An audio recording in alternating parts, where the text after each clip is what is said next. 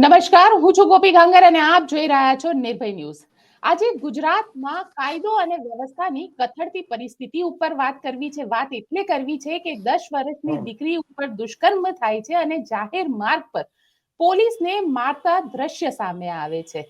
ભારતીય જનતા પાર્ટીના નેતા અને ગૃહમંત્રીને આ ડિબેટ પસંદ નહીં આવે, પણ પક્ષકાર તરીકે નહીં, પત્રકાર તરીકે જવાબદારીથી આ વાત કરવાની છે. અને એટલે જ આજે વરિષ્ઠ પત્રકાર જગદીશ મહેતાને આપણે ચર્ચા માટે આમંત્રિત કર્યા છે. જગદીશભાઈ આપણી સાથે જોડાઈ ગયા છે. જગદીશભાઈ, શું કહેશો જે રીતે આ દ્રશ્ય સામે આવે છે અને સૌથી વધારે તો લો એન્ડ ઓર્ડરની સિચ્યુએશન ઉપર સવાલ ઉભા થાય છે. હર્ષ સંઘવી કહે છે કે અમે દંડા બતાડીશું, પોલીસને દંડા દેખાડવા માટે નથી આપ્યા, પણ જાહેર માર્ગ ઉપર તસવીર તો કંઈક અલગ જ છે.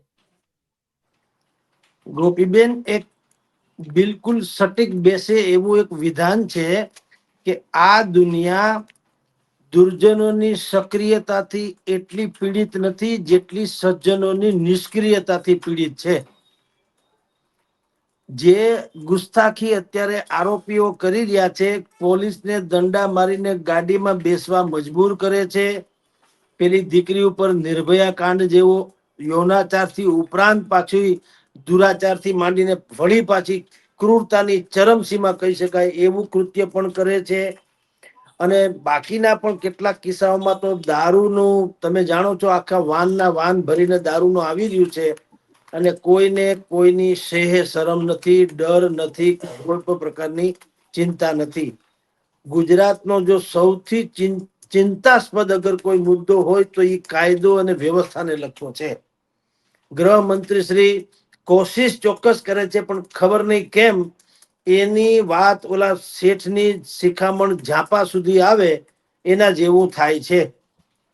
એણે કીધું, હમણાં જ ગૃહમંત્રીએ બીજે 2 દિવસ પહેલા કીધું કે જે ટ્રાફિકના ગુનાનો ટ્રાફિકના નિયમોનો ખાલી ભંગ કરે એને દંડ ન કરવો, એને જેલ ભેગા કરો. અને એની સામે અત્યારે નિર્ભયા કાંડથી માંડીને તમે જેનું અત્યારે વાત કરી રહ્યા છો, અમદાવાદ પોલીસમાં મારી મારીને ગાડીઓમાં બેસાડી દે છે અપરાધી તત્વો, એની સામે જે વિધાન કરવું જોઈએ એ ગૃહમંત્રી પાસેથી આપણે ક્યારેય સાંભળવા હજી સુધી તો મળ્યું નથી. એક જૂની કેસેટ આપણે વર્ષોથી કહીએ છીએ, એ જ જૂની કેસેટ વગાડી ચમરબંધી વાળી, પણ ક્યારેય આપણે આ પ્રકારના જે વરઘોડા કાઢવાની પણ એ વાત કરી રહ્યા છે એમાં કોઈ જાણીતા, કુખ્યાત, બાહુબલી કે શક્તિશાળી માણસના વરઘોડા જોયા નથી. જેના પણ તથાકથિત વરઘોડા જોયા છે એ અમસ્તાય પણ આમ હોય નટોરિયસ, એટલે કે અપરાધી હતા ના નહીં, પણ એવા અપરાધી નતા કે જેનાથી આખો પંથક વર્ષોથી ધ્રાંધ્રુજતો હોય. અત્યારે અમદાવાદમાં જે કાંડ થયો, તમે જે પોલીસની ગુસ્તાખી પોલીસની સામે લોકોએ કરી, તમે કલ્પના કરો પોલીસને પણ દંડાના માર મારીને કે ધક્કો મારીને ગાડીમાં બેસાડી દેવા, એનું ગુજરાતી શું થાય બેન ખબર? એનો અર્થ એમ છે કે નક્કી તમે કાંઈક ચોક્કસ પ્રમાણે તમારી પછેડી દબાયેલી છે. બિલકુલ. સંજોગોના પાલવમાં છે બધું. તમે દોષ દરિયાને ન દેજો. એક તરતો માણસ ડૂબે છે, એક લાશ તરીને આવે છે. અત્યારે જે સ્થિતિ છે તે આ છે. પોલીસને ધક્કા મારીને ગાડીમાં બેસાડી દેવાની ગુસ્તાખી જો અગર કોઈ નટોરિયસ કે કોઈ અપરાધી તત્વમાં આવી હોય તો એમનેમ ન આવે. એનો અર્થ એમ છે કે તમે રોટલિયા ભગત છુઓ તો જ તમારે એનો ઠપકો કે માર ખાવો પડે.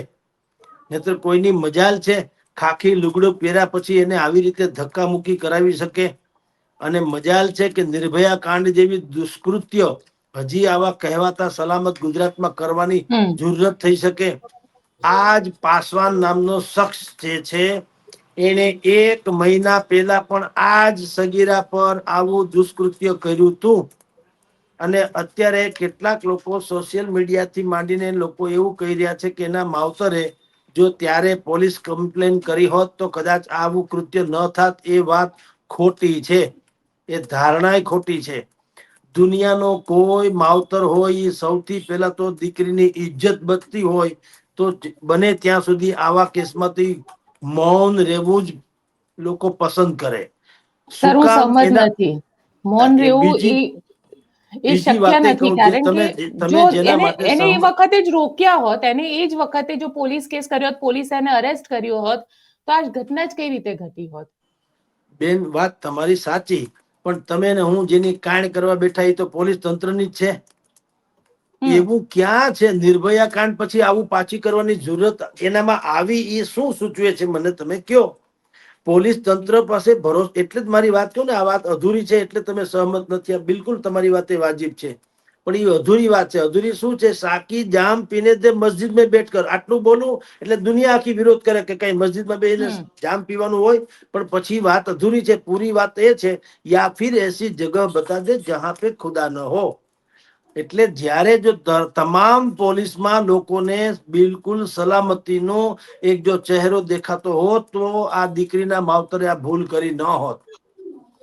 પણ આપની જાણ ખાતર આવી તો અનેકો ઘટના આપણી નજર સમક્ષ બની રહી છે. તો પોલીસમાં જઈને ગધેડો જ કરવો કે બીજું કઈ? જો ધડારૂપ સજા ચાલો તે દિવસે બેન દીકરીને બિચારીને આબરૂ ખાતરે ન બોલ્યા, અત્યારે બીજી ઘટના બની. તમે ઉત્તર પ્રદેશના યોગી આદિત્યનાથ માંથી પ્રેરણા કેમ નથી લેતા? ઠામ માર નાખો. હવે દુષ્કૃત્ય કર્યું એ કન્ફર્મ છે, પોતે કબૂલે છે મેં આવો સળિયાથી ફલાણું કર્યું, જી ઢીકણું કર્યું. આટલી ક્રૂરતાની ચરમસીમા એ માણસ આટલો વિકૃત છે જેની કોઈ કલ્પના ન કરી શકે. તો તમારી બંદૂકમાં ગોળી છે શેના માટે? ખાલી ડિસ્કો ઢીંડા હલાવવા માટે? શું કામ છે પોલીસ પાસે? અને કાયદો પોલીસ હાથમાં નહીં લે તો કોણ લે છે? આ હરામ ખાયા તો કાયદો હાથમાં લઈ રહ્યા છે. ભલામણ આ લાજ શરમ કાઢે છે શેની તંત્ર? મને તો એ સમજાતું નથી. યોગી આદિત્યનાથ બંધારણથી પર છે, ક્યારેય એમાં કોન્ટ્રોવર્સી, જેટલી વિપક્ષ ભલે ગમે તે કરે, આખો દેશ તો એને સ્વીકારે છે ને કે બરાબર છે. કૃષ્ણએ ગીતામાં લખ્યું, હણે એને હણવામાં વાંધો નથી. આ દીકરી સગીરા ઉપર જેને આટલું દુષ્કૃત્ય કર્યું, આ પ્રકારનો પાછો એની ઉપર અત્યાચાર પણ કર્યો છે, તો ઠામ માર નાખો એટલે કે ધડો બેસે ભલામણ. આ તો બીજી દીકરીને કાલ સવારે કોઈ આવું કરશે, કારણ કે બધાને ખબર છે કે વકીલે મળવાના, જામીને મળવાના, થોડાક દી જેલના હરિયા પાછળ રહીને વળી પાછા હતા એમને થઈ જવાના, તો ક્યાં ફરક પડતા હે? એટલે મેં આપને બેન ગોપીબેન કીધું કે આ પ્રકારના પોલીસના રવૈયાથી ને ગૃહ મંત્રાલયના રવૈયાથી ગુજરાતની પ્રજા એટલી બધી સદમામાં છે કે એકાદ અપરાધ સહન કરી દેવા તૈયાર છે, પણ હવે ઢંઢેરો કરવા તૈયાર નથી. કારણ કે થાય આજે શું થઈ રહ્યું છે બેન? ન્યાય મળ્યો બેન ને? ત્યાંના મિઝોરમ થી કે ક્યાંથી રાજ્ય ત્યાંની સરકાર અહીંયા આવી દીકરીને લઈ જવા માટે ઝારખંડ એરલિફ્ટ, થી. ઝારખંડ થી, ઝારખંડ અને થી. આવી છે એરલિફ્ટ કરીને કે ભાઈ અમે લઈ જવા તૈયાર છે. શું કામ? આ નિર્ભયા કાંડ જેવું છે. પોલિટિકલી પણ હવે એનું બધું વધતું જાય છે, માથાકૂટ ને પ્રેશર. તો સરકારને શરમ ના આવી જોઈએ કે એવડો મોટો જયારે બે રાજ્યો, આમ તમે જુઓ તો એની ઇજ્જતનો સવાલ થઈ ગયો સરકારનો. તો પોલીસો છે ને, કાયદો આફ્ટર ઓલ હાથમાં લેશે કોણ? મને તો ઈ થાય. બિલકુલ. અપરાધીઓ તો લેતા ફરે છે. દીકરીને આબરૂ લૂંટવાનો ઈ કાયદો હાથમાં લીધો કહેવાય ને? તમે કાયદાનો ભંગ જ કરો છો ને. તમને શરમ આવતી નથી કાયદાનો ભંગ કરતા? ફડક નથી, ડર નથી, તમને નાક નથી, ઇજ્જત નથી, તો અમારે શું કામ તમારી ઇજ્જત જાળવવી જોઈએ? એટલે આ પોલીસ બંદૂક છે શું કરવા? મને તો એ સમજ. કોઈના લગ્નમાં ડિસ્કોમાં ઠમક ઠમક કરવા માટે રાખી છે. એટલે જ હું તમને કહું છું, જ્યાં સુધી આપની જાણ ખાતર કે જે સજ્જનોનું યથા ઉચિત સન્માન અને દુર્જનોને ધડારૂપી સજા ન કરે, એ સંસારનું ક્યારેય ભલું થતું નથી. પ્રેસ કોન્ફરન્સમાં હોશિયારી કરવી જુદી વાત છે, અને પોલીસ પાસેથી રેકોર્ડ માંગવા જુદી વાત છે. હું તો એમ કઉ છું, જેમ આપણી પાસેથી રોજના આટલા ઇન્ટરવ્યુ કે આટલા છાપાના 12 પાનાનું છાપું કાઢવાનું ટાર્ગેટ આપવામાં આવે છે ને આપણે એની હાવ કામ કરીએ છીએ, એમ ગૃહમંત્રી શ્રીએ કેવું જોઈએ, તમારા વિસ્તારમાં જો આ પ્રકારના જધન્ય કૃત્ય કોઈ થશે તો તમારી નોકરી જશે ડિસમિસ્ડ. કેમ તમારું કઈ મેળ નથી પડતો? આ ખટારા મોઢે દારૂ તમારી પાસે પકડાય છે, તમારી પાસે આવા ખંડણી ઉઘરાવાય છે, જમીન ઉપર હજારો એકર જમીનમાં તમારે લેન્ડ ગ્રેબિંગ થઈ જાય છે, 7-7, બિલકુલ. 10-10 વર્ષથી બોગસ પ્રેક્ટિસ કરતા ડોક્ટરો, તમને 7 વર્ષથી પ્રેક્ટિસ કરતો ડોક્ટર હમણાં એક પકડાનો છોટા ઉદેપુર બાજુ ક્યાંક, બોલો આજે જ વાત કરું, પાછું આજે પકડાનો એટલે 7 વર્ષથી તો પ્રેક્ટિસ કરતો, તેને જે કર્યું હોય તે પૈસા ખખેરી લીધા હશે, એની દવા લઈને કોઈ મરી ગયું હોય તો એ રામ જાણે, એને બીજું કોઈ આડઅસર થઈ હોય તો એ રામ જાણે. તો 7-7 વર્ષથી જેમ તમને કહું છું પ્રેક્ટિસ કરતો, તમારું કહેવાતું તંત્ર શું કરે, એમ આ વ્યક્તિ પાસવાન નામની વ્યક્તિ જેને આ દુરાચાર કર્યો છે, તો હવે તમારી પાસે એને પોતે કબૂલ્યું છે, બધી વાત તો છે, એકાદો દાખલો તો બેસાડો ભલા માણસ. શૂટ બિલકુલ. હિમ. હા, શૂટ હિમ. એમાં ઉત્તર પ્રદેશના આદિત્યનાથ ક્યાં માસીના છોકરા છે? લોકો એને ભગવાનની જેમ માને છે ને. ખબર છે કે આ તો કાળનો કાળ છે, જે લોકો સમાજ માટે કાળરૂપ હતા એના માટે આ કાળ પોતે કાળ થઈને અત્યારે હાહાકાર મચાવી રહ્યા છે, તો આખા ઉપડ્યા ઉપડતા નથી. જે દુનિયામાં તમે અત્યારે ભારતમાં અમથેમ તો સર્વે કરાવો કે what next after PM Narendra Modi, પછી વોટ નેક્સ્ટ કરો એટલે યોગીનો જમાનો આવી જાય એમ છે.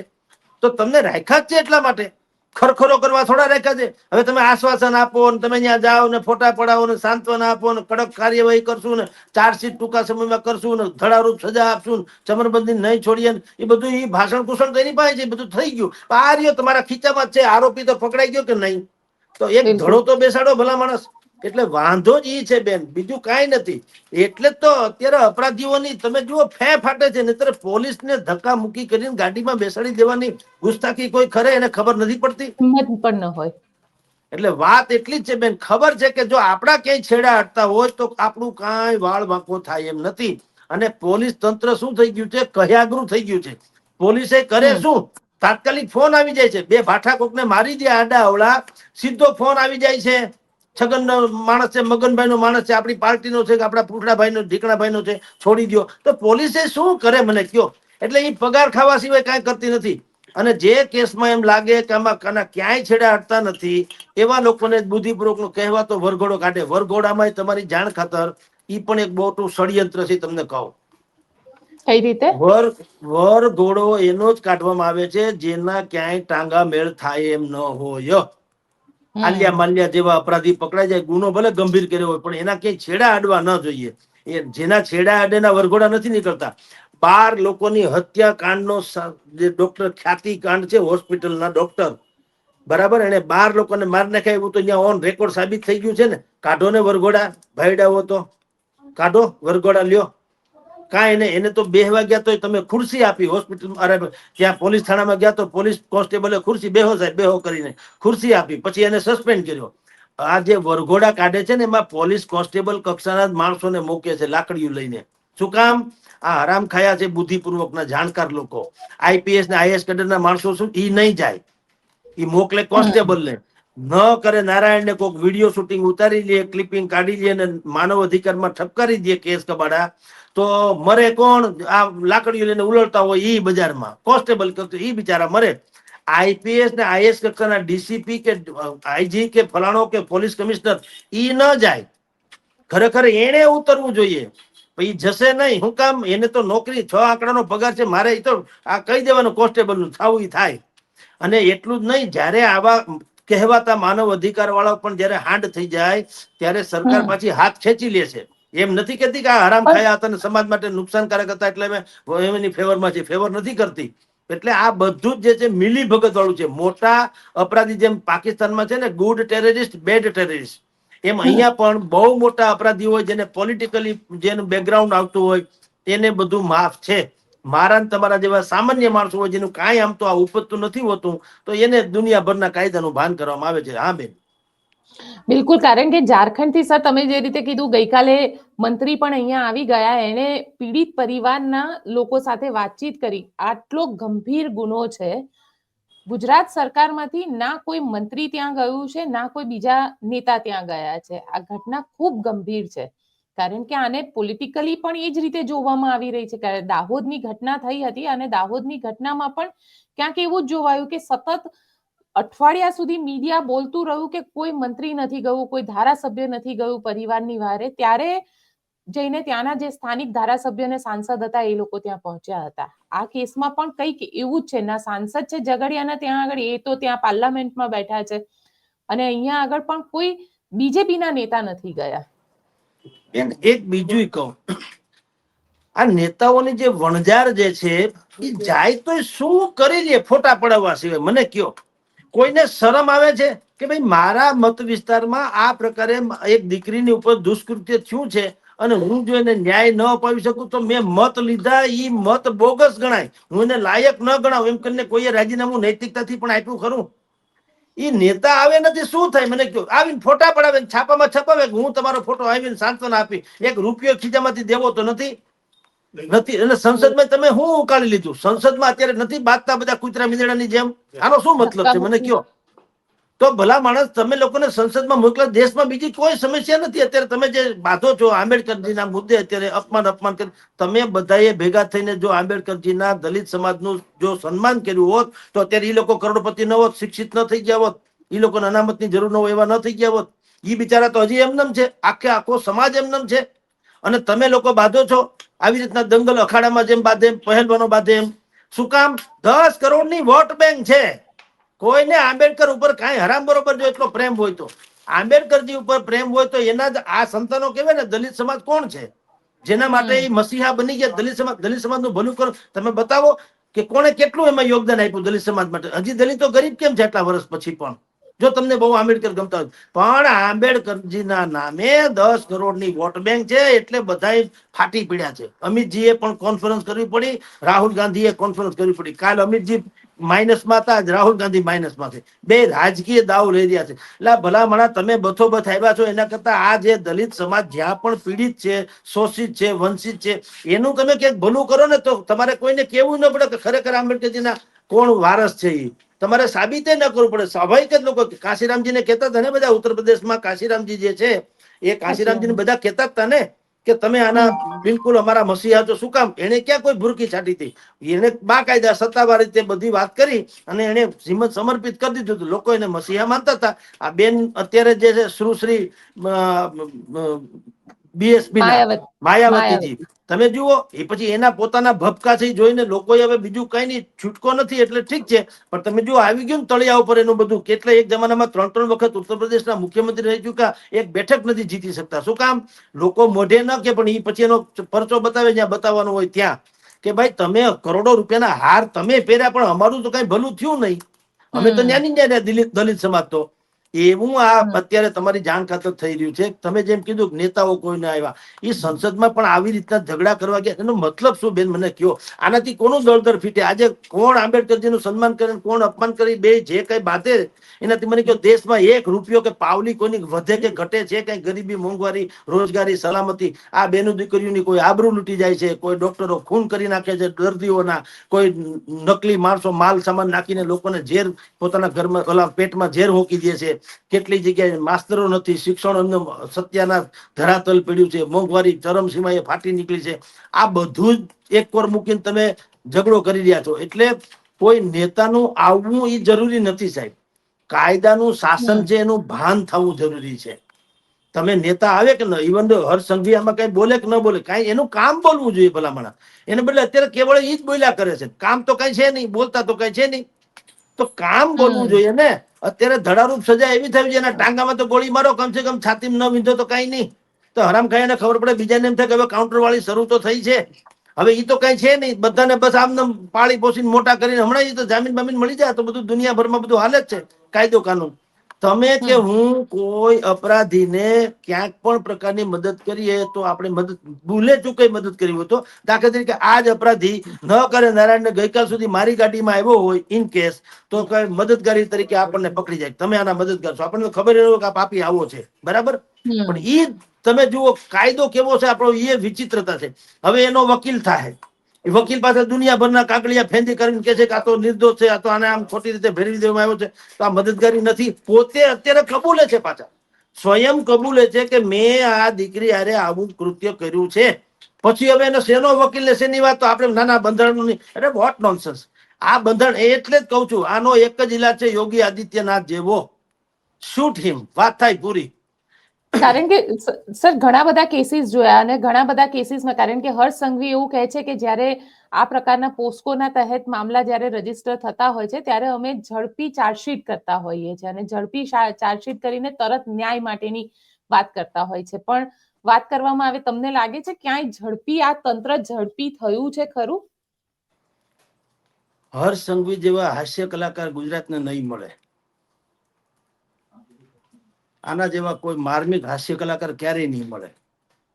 એ પોતાને ગૃહમંત્રી ભલે કહેતા હોય, આના જેવા ક્યારે, કારણ કે કાનૂનની આટલી ઠઠ્ઠા મસ્કરી કોઈ ઇતિહાસ છેલ્લા 30 વર્ષના ઇતિહાસમાં આટલી કાનૂનની આટલી ઠઠ્ઠા મસ્કરી કરનારી કોઈ હસ્તી પેદા નથી થઈ. થેન્ક્સ ટુ ભાઈ હર્ષ સંઘવી. તમે બોલો છો યાર, તમારું પોતાનું કઈ વજન નથી કે શું છે ભલામણ? કેમ માને નહીં તમને? હું એમ કહું, તમને શું પ્રોબ્લેમ? તમે ગૃહ મંત્રી છો ભલામણા, તમે બોલે જાઓ અને તમારું કોઈ પાલન ન કરે તો તમને કઈ થાય નહીં. હું અહીંયા છાપામાં આપણે તો ઘણી વખત કહીએ લોકોને સમજાવવા માટે, આપણે આપણી કોઈ વાત સામાન્ય રીતે કરવી ન જોઈએ, પણ હું છાપું કાઢું, છાપું કાઢવું તો જોઈએ કે નહીં? છાપું ન નીકળે તોય હું તંત્રી, તમે ઇન્ટરવ્યુ ન લ્યો તોય પણ તમે એન્કર કે તમે એડિટર, એવું હોય કે જિંદગીમાં? આપણું બેઝિક કામ તો થવું જોઈએ કે નહીં? એ તો આવા કોની ગુસ્તાખી શું કામ? ઓલો સુરતમાં ઓલા ભાઈએ છરીથી દીકરીને કાપી નાખી ગળું કાયદેસરનું, એ છે જેલમાં મજા કરે, રોટલા ખાય હરામના. શું કરી લીધું? આવલા રાજસ્થાનમાં આવીને ગળા કાપી ગયા દરજીના, શું કરી લીધું? પોતે પાછા વિડીયો જાહેર કરીને કે છે કે મેં આ કૃત્ય કર્યું, થાય એ કરી લેજો. બેઠું આખું તંત્ર, કઈ છે તો નહીં. એટલે સવાલ એટલો છે બેન કે ગૃહમંત્રી જેવી માણસ વ્યક્તિએ હવે એને થોડીક આમ લજ્જા શરમ જેવું કંઈક હોવું જોઈએ કે ભલા માણસ આટલી બધી વાત, આવા બધા દુષ્કૃત્યો થાય, આટલા દુનિયાભરના, તમે અરાજકતાની ચરમસીમા થાય. જો તમે સારું કામ કર્યું, તમારી વાહ વાહ ન કરી, આપણે ક્યાં બાપે મારા દુશ્મન છે? હર્ષસંઘવીને આપણે ક્યારે મળ્યા છીએ કે કોઈ એને એની હારે કોઈ આપણે કોઈ હોપારી લીધી છે? આપણે એમ કહીએ છીએ કે તમે ગૃહમંત્રી છો ભલામણા, અમને સલામતી આપો, પ્રજાને, આ પ્રજાની વાત છે, અમે તમને કહીએ, તમને કડવી જ લાગવી જ જોઈએ. હું તો એમ કહું, કમસે કમ એ તો લાગવી. કોઈ દી દવા કોઈ દી મીઠી હોય? માની ગાળ ઘીની નાળ, જો સમજો તો. બાકી ફૂકીને આ પ્રજા જેથી વિફરી તેથી તમે તમારી જાણ કે ભૂખા જનોનો જઠરાગની જ્યારે જાગશે ત્યારે ભસ્મ કણીના હાથ લાગશે. પછી લોકોને બાંગ્લાદેશ થી ભાગીને બેનને આવવું પડ્યું કે નહીં? અહીંયા અત્યારે ઘરકુકડી થઈને હતાઈ ગયા કે નહીં ગુજરાતમાં, અહીંયા દેશમાં? દુનિયાભરમાં પ્રજાની પછી એક સહનશીલતાની એક હદ હોય છે. ગુજરાત અહીંયા ગળે આવી ગયું છે બેન, તમારી જાણ ખાતર. શું શું નથી થતું, અને ક્યાંય કરતા ક્યાંય તમને એવું જાણવા મળે છે કે ગૃહમંત્રીએ કીધું ને સપાટો બોલી ગયો હોય એમ. કાગડા કૂતરા જેવા માણસો હોય એને બે બે ભાઠા મારો વાંકા ચોકા થઈને હાલ્યા કરે. બાકી ખાનખાના જેટલા લોકો છે આ ખટારા મોઢે દારૂ મગાવે છે, કોઈ સામાન્ય માણસ છે? કાઢો ને વરઘોડા મરદના દીકરા હોય તો કાઢો, લ્યો. આ ઓલા ભાઈ ડોક્ટર, મેં કીધું એમ બધાને મારી નાખ્યા, 10 જણાને ખોટે ખોટા ઇન્જેક્શન વગેરે આપીને પીએમ જય યોજનામાંથી. કાઢો ને વરઘોડા ભાઈડા હોય તો કાઢો, એને મારો ભાઠા. ક્યાંથી મારો? નરહરી અમીને ઉદઘાટન કર્યું છે અને આરોગ્ય મંત્રીએ કીધું કે આ હોટલ બહુ સારી છે, હોસ્પિટલ, લ્યો. મામા માસી ના હોય ક્યાંથી કરો? આવે તો ખુરશી દેવી પડે એને. એટલે સવાલ એ છે કે તમારે કાંઈ એમ મારા આમ તમે 6 વાગે રાજીનામું માગતા હતા કેજરીવાલ નું, પણ કાંઈક થાય થોડું ઘણું તો રાજીનામું આપી દે, કેજરીવાલ રાજીનામું આપી દે. જો એવી રીતે રાજીનામું માંગવાના તો આ સરકારનું આ 3જી વાર રાજીનામું હોય, 4થી વાર રાજીનામું. આ સરકાર રહેવાને જ લાયક નથી. એટલા દુષ્કૃત્યો ને એટલા કાંડ થઈ રહ્યા છે. આ પેપર લીક કરે, કેટલા લોકોના ભવિષ્યનો સત્યાનાશ થઈ ગયો ખબર છે? ગુજરાતના હજારો લોકોને એને નોકરી ન મળવાને લાયક રહી, એની ઉંમર વધી ગઈ, એનો ક્યાંય મેળ પડશે નહીં, હવે એને ધંધા ધાપા પોતાની રીતે ગોતી લેવાના થયા. હજારો લોકોના સપનાને રોળી નાખનારામાં એક પણ માણસમાં શરમનો શેડો છે? આ પેપર ફોડનારાને ક્યાંય વરઘોડા સાંભળ્યા તમે? શું કામ? છેડા આડે છે ને બધે. ક્યાંક રેલો નીકળે તો એના વરઘોડા વગડા કોના? કાગડા કૂતરા જેવાના, જેને કૂતરું ઓળખતું ન હોય એને તમે ભાઠા બે મારો તો બિચારા એ તો ખાઈ જાય. એ લાયક હોય જ, ખાવાને જ લાયક હોય, એની ઉપર દયા નથી દાખવવાની વાત કરતો. પણ એને શું તમે કરો ને ભાઈડા હોય? ખટારા મોઢે દારૂ જાય છે ક્યાં? રાજસ્થાન થી અહીંયા ગરી જાય ત્યાં સુધી તમારી હું રેડી. આ તો સારું છે, દારૂ છે, કાલે વાર કોઈ આરડીએક્સ લઈને ગરી જાય અને હંતાની ફૂકી મારે નિહેળમાં આવી તમે હે ઉભા રહ્યો. એમ હાલતું છે ગૃહ મંત્રાલય કોઈ દિવસ? તમને શરમ કેમ નથી? કઈ બધાને હું મૂર્ખ સમજો છો? હંધાને ખબર નથી પડતી કે આ તમારી મિલી ભગત છે કે આપણે ટોલ ટેક્સ વગર ગાડી અહીંથી ગોંડલ થી રાજકોટ નથી જઈ શકતી, સમજી લ્યો. ટોલ ટેક્સ ભરવો પડે છે. તો આ ખટારો ભરીને દારૂ કેમ એટલી બધી ટોલ ટેક્સ કે છે નહીં? હાવ રેડી કે કોઈ ઉપરથી એરલિફ્ટ કરીને મોકલી દે છે? તો તમને હું અમને ઉલ્લુ બનાવો છો એને કે પ્રજાને? તો કાઢો ને ભાઈડાઓ તો વરઘોડા. એ ખટારા મોઢે દારૂ કોણ મગાવતું હોય? કોઈ સામાન્ય માણસ હોય? અને આખી જિંદગીમાં એક જ કેસેટ વગડે, દારૂનો જથ્થો પકડાનો, ડ્રાઈવર ભાગી ગયો. ભાગી જાય તો તમે ભાગવા દીધો છે મરવા? તમે કાઢી મૂકો ને. જેને ભાગવા દીધો છે પોલીસ વાળાને કયો હરામ થાય ને કે તું અહીંથી નીકળ ગધા. દર વખત એકને કેસેટ વગાડે ભાગી છે નો જાય તારી પાસેથી? આ કચ્છમાંથી હારા માણસને પકડ્યો તો પંજાબ ભાગી ત્યાં ભાગી ગયો માણસ, લે હરી ગયો. માખણ હતું તારા હાથમાં, હરી ગયો. એટલે તે ભેગા કરી લીધા, ખીચા ભરી લીધા. તારા હોજરા છે પાપી, એટલે તે જવા દીધું. જવા છે ને તને ખબર જ છે તું ક્યાં કઈ અણવરના લઈને ગયો તો તને ખબર નથી આ હરામ ખાયો કોણ છે, લઈને શું કામ જાવ છો? તો બાંધી રાખવો જોઈએ. પણ તમે છોડવા હાટું જ ગયા છો. તમે ખીચા ભરી લીધા તમારા ને કાનૂન ગયો ઘેર, પ્રજા ગઈ ઘેર, બધું છે. મારા તો હરામના હેટકા છે ભગવાન દયાથી. એટલે તમને કહું છું બેન કે આ આક્રોશ કહેવાનો મીડિયાનો નથી, આ આક્રોશ છે જનતાનો આક્રોશ છે. એ આપણા થ્રુ એના સુધી પહોંચાડવાની વાત છે. ભલે એને કડવું લાગે તો 2 રોટલી વધુ ખાય, પણ જે છે એ છે ભલામણ. અને જ્યાં સુધી એમાં સુધારો નહીં કરે, કડક નહીં થાય, ત્યાં સુધી આમનામ થાય ને થૂથું થયા કરશે. ભલામણ તમને ગૃહ મંત્રાલય એટલે સેકન્ડ કેડરનું તમારી પાસે તંત્ર છે. વાહ તેને અમર ન થઈ જાય માણસ, પણ તમારે બધી ઠેકાણે તમારે છેડા અડે. આવું તો હોતું છે કઈ ગુંડા ના કે એમાં છેડા અડતા તમે સજ્જનોમાં છેડા તો સમજી શકાય. ચારેકોર તમારા છેડા જ અડે તો આ તો પાછું ઈ થઈ ગયું. તો અમારે તો મૂળ વાંધો તો ઈ ને કે છેડા ન અડે, એ તમારો વાંધો ને અપરાધીમાં. અપરાધીને ઈ છૂટ છે, તમારા છેડા અડવા જોઈએ. વાત ની એક વાત, છેડા ન અડે તો જ માથાકૂટ છે. તમે જયસુખભાઈ પટેલ જે ઓલા મોરબી વાળા, એને ભલે સીધી રીતે ક્યાંય એનો દોષ નથી. 2 ઘડી માની લે ટેકનિકલ એરર છે, પછી 1.5-2 મહિને ક્યાં હતા તમારે? એને મદદ કરી ન કહેવાય? અપરાધીને મદદ ન કરી કહેવાય? જેને પણ એને છાવર્યા હોય, જ્યાં હાચવા હોય, તો એ મદદગારી ન કહેવાય? અપરાધી તો હતા ને, કમસે કમ એ શ્રેણીના હતા ને જે તે સમયે. તો ભાઈ તમે રોકાણા હતા ક્યાં? કેમ કોઈએ પૂછ્યું નથી? ક્યાં બહાર નથી આવ્યું? હું છગનભાઈ ઘરે હતો, મગનભાઈ ઘરે હતો, કાં ન કીધું? ઘરના ભુવન ઘરના દાખલા.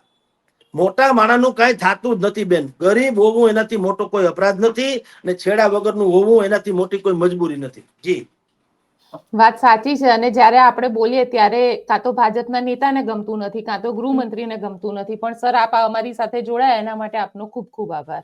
જય શ્રી કૃષ્ણ.